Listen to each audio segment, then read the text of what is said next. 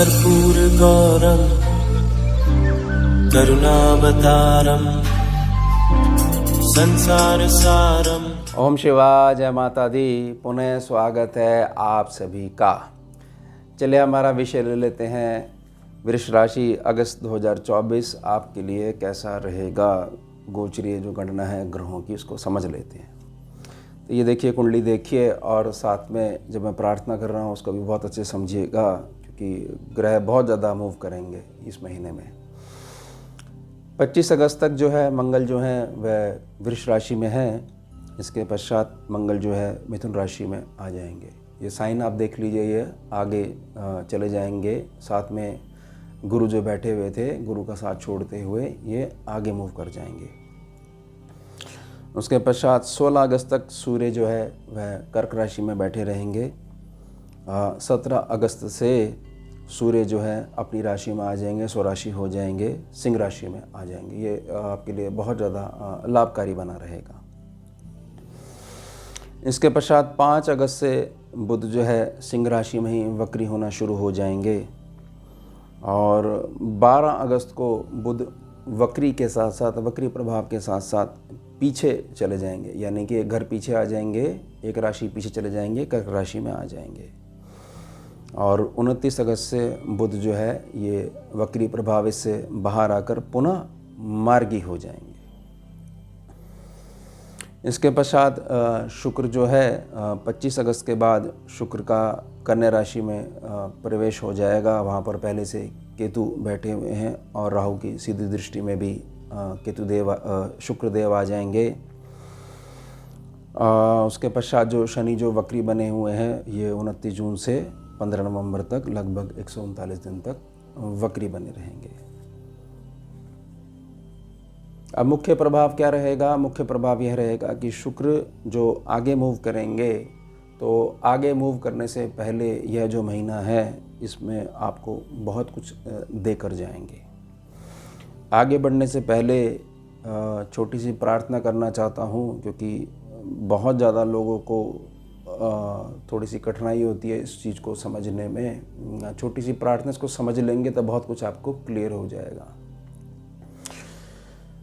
जो मासिक राशि फल होता है या किसी भी प्रकार का राशि फल होता है, वह केवल स्कैनिंग की विद्या में, जिसका रिलेशन किसी प्रकार से ज्योतिषीय विद्या से नहीं है, सीधा संबंध नहीं है। स्कैनिंग की अपनी खैर गणना होती है, प्योर मेटाफिजिक्स है विद्या ये। नाम से कोई भी राशि नहीं होती है। आप व्यर्थ में यह देख लो कि वृष राशि के यह वर्ण हैं तो हमारा नाम यहाँ से शुरू होता है तो हमारी अमुक राशि है, यह बिल्कुल भी ठीक नहीं है। राशि क्या है? राशि केवल एक ही राशि होती है, उसी को चंद्र राशि बोला जाता है। यानी कि आपको अपनी लगन कुंडली क्लियर होनी चाहिए। लगन कुंडली अगर आपको क्लियर है तो आपको यह पता होगा कि चंद्रमा जहाँ बैठे हुए हैं, जिस भी घर में बैठे हुए हैं, वहाँ पर राशि का नंबर क्या लिखा है। जब राशि 12 है तो 1 में से 12 तक कोई भी एक अक्षर वहाँ लिखा हुआ, अंक वहाँ लिखा हुआ होगा तो वह आपकी चंद्र राशि कहलाएगी, वही लागू रहेगी। इसके पश्चात आप कितने भी नाम रख लीजिए, कोई उसका कोई सीधा लाभ नहीं मिलने वाला। हाँ, आपको ऐसा कल्पना मात्र में ये लग सकता है कि हाँ ये चीज़ हम पे प्रभावित हो रही है, क्योंकि युग ऐसा चल रहा है, सब एक ही दिशा में दौड़ रहे हैं, यानी सब गलत दिशा में दौड़ रहे हैं। उनसे वहम जरूर हो सकता है, लेकिन सत्यता बिल्कुल नहीं है। अब जब आपको ये क्लियर हो गया कि हाँ मेरे को तो बिल्कुल अच्छे से क्लियर है और मेरी वृष राशि है, तो वृष राशि का जो प्रभाव बताया जा रहा है उसको भाग दे दीजिएगा, डिवाइड कर लीजिएगा। इस पृथ्वी पे जितने भी वृष राशि के जातक हैं, चाहे वो 6 महीने का बच्चा हो, चाहे 26 साल का युवक हो, चाहे 65 वर्ष के वृद्ध हों, उनसे भाग कर लीजिएगा। तो आपके हिस्से में कितना आएगा वो प्रतिशत आपको ज्ञान हो जाएगा। तो अब करना क्या चाहिए? करना यह चाहिए कि जो आपकी लगन कुंडली है, उस लगन कुंडली की जब तक स्कैनिंग नहीं होती है, स्कैनिंग के पैनल पर नहीं डलेगा, तब तक मूल समझ में नहीं आ पाएगा। क्योंकि वो कुंडली और आपके डिविजनल चार्ट्स केवल आपके ऊपर ही कार्य करते हैं। यह गणना सभी लोगों पे कार्य करती है जिनकी चंद्र राशि वृष है। ये बहुत बड़ा फर्क है। वो केवल आप पे ही कार्य करती है, उसका प्रभाव ऐसा नहीं है कि दूसरे कंट्री में कोई बैठा हुआ उस पर भी पढ़ना शुरू हो जाएगा। जो ये बताया जा रहा है वो सभी को ध्यान में रख के बताया जा रहा है, यानी कि बहुत कम चांस है कि बहुत तेज़ी से आपके ऊपर प्रभाव पड़ेगा। हाँ, ईश्वरीय कृपा ऐसी है कि बिल्कुल इस समय जो है बिल्कुल सीधा आ चुका है आपका, और जो गणना है वो सीधी हो रही है आप पे लागू, तो हो सकता है, लेकिन हमेशा ये विज्ञान आपके ऊपर लागू नहीं होगा। तो ये मैंने आपको क्लियर कर दिया है। अब आगे हम बढ़ते हैं, शुक्र बहुत कुछ देकर जाएंगे। अब इसमें समझिएगा कि लगन में मंगल और गुरु बैठे हुए हैं। मंगल जो है आगे मूव करेंगे। जैसे ही मंगल आगे मूव करेंगे तो समझिएगा मंगल की प्रकृति क्या है, 2 या 2 से अधिक मार्गों को यह बड़ा कर देते हैं। यानी कि मंगल जब तक लगन में बैठे हुए हैं तब तक भी आपको फ़ायदा है, और जब ये आगे मूव कर जाएंगे तो मंगल देव परिश्रम भी थोड़ा सा बढ़ा देंगे, लेकिन जो धन जो आता है वो 2 या 2 से अधिक मार्गों से आपको देना प्रारंभ कर सकते हैं। उससे पहले प्रारंभ कर सकते हैं। क्यों मैंने प्रार्थना करी? क्योंकि मुझे क्लियर नहीं है कि आपकी लगन कुंडली क्या है। समझिएगा इस बात को, मैंने यही प्रार्थना करी है आपसे। इसके पश्चात हम जो है तीसरे भाव में आएंगे, जहाँ पर सूर्य और बुध आपको दिख रहे हैं, क्योंकि बुध जो है वो वापसी करेंगे, पुनः सिंह राशि से जो है वक्री हो जाएंगे और पुनः जो धीरे धीरे वापसी करेंगे। 29 तारीख को फिर जो है ये मार्गी हो जाएंगे। अब सूर्य जो यहाँ पर बैठे हुए हैं, सूर्य भी आगे मूव करेंगे, और सूर्य जैसे ही आगे मूव करेंगे तो वहाँ पर उनका अपना घर है। यहाँ ऐसा ज़रूर लग सकता है, क्योंकि सूर्य का संबंध जब भी चौथे भाव से होगा तो जो बहुत ज़्यादा बुज़ुर्ग हैं, घर में मुखिया हैं, बड़े हैं, तो उनको ऐसा लगेगा कि मेरे जो छोटे हैं वो मेरे कहने में नहीं है, बात नहीं सुन रहे हैं मेरी। अगर मेरे पास बैठे हैं तो मेरे पास जीवन का इतना अनुभव है, तो उसमें थोड़ी सी आपको दिक्कत आ सकती है। लेकिन यह केवल गोचरी गणना है, इसका सीधा संबंध आपकी लगन कुंडली से नहीं है। तो वो अगर आपको क्लियर है और आपको बिल्कुल सारी चीज़ें क्लियर हैं तो बहुत ज़्यादा वहम करने की आवश्यकता नहीं है। तो बहुत सामान्य प्रभाव है, बहुत जनरल कैलकुलेशन है। अब यहाँ पर जो शुक्र बैठे हुए हैं, जैसे मैंने प्रार्थना करी शुक्र बहुत कुछ दे के जाएंगे, तो शुक्र ये समझिएगा कि शुक्र की अगर आप मूल प्रकृति समझोगे तो शुक्र से प्रभावित व्यक्ति जो होता है वह बहुत ज़्यादा समझदार होता है। जब उसका प्रभावित जो जातक है वह बहुत ज़्यादा समझदार है, तो ग्रह की जो आंतरिक ऊर्जा है वह कितनी समझदार होगी। तो शुक्रदेव को बहुत अच्छे से पता है, क्योंकि 6 नंबर में जैसे ही मैं केतु के पास पहुंच जाऊंगा, वह जो क्षेत्र है उसमें मेरे पास जो भी शुभता की जो पावर है वह आधी हो जाएगी। इसलिए हम जो स्कैनिंग में इसको एल साइन दे देते हैं कि यहाँ पर जो है आधी पावर सीधे तौर पर आपकी कट गई। शुक्रदेव आपको बहुत कुछ देने का प्रयास करेंगे, और वह बहुत कुछ जो है वह केवल और केवल आपकी आंतरिक प्रसन्नता या जो भौतिक सुख संसाधन है उससे संबंधित रहेगा।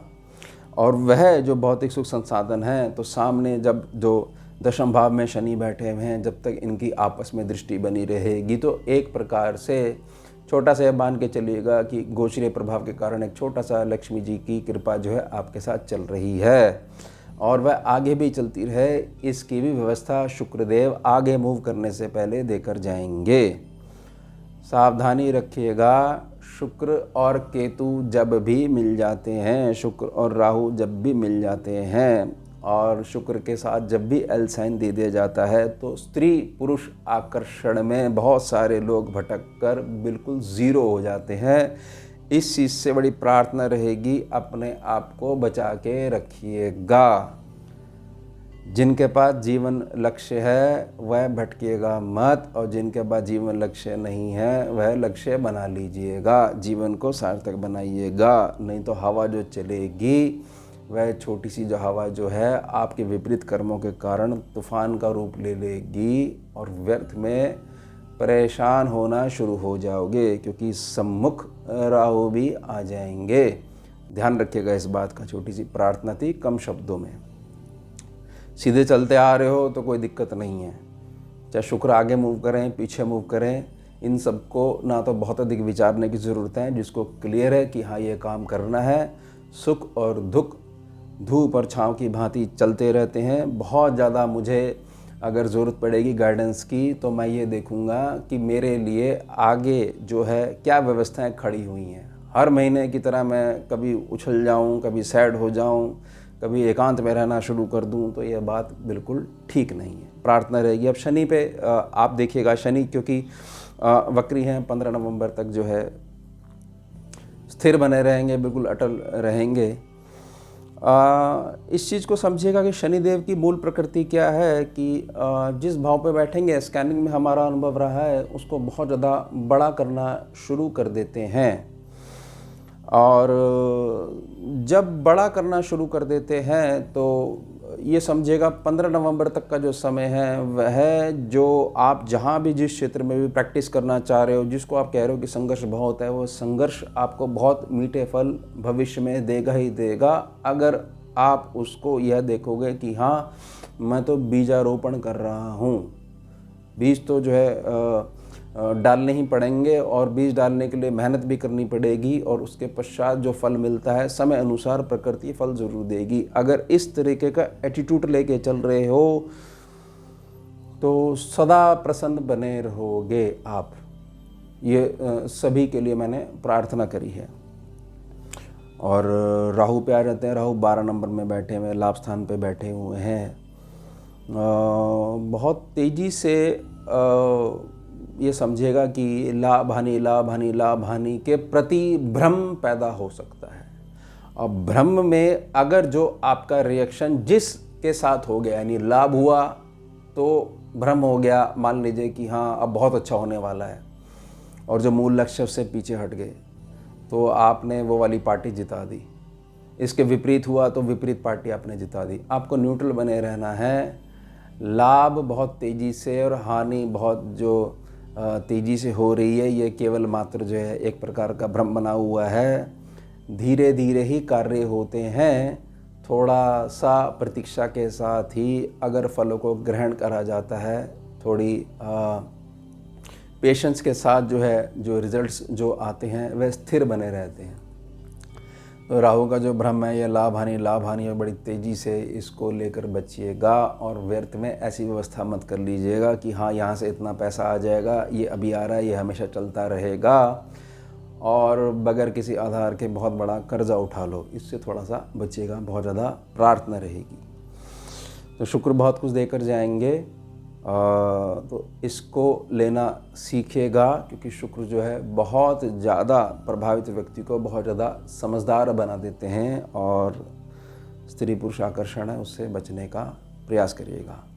तो ये हो गया हमारा विषय। अब मिलते हैं आपसे अगले भाग में नए विषय के साथ, नई राशि के साथ। जुड़िए और जोड़िए। ओम शिवा जय मां। भुजगेन्द्रहारम् कर्पूरगौरं करुणावतारं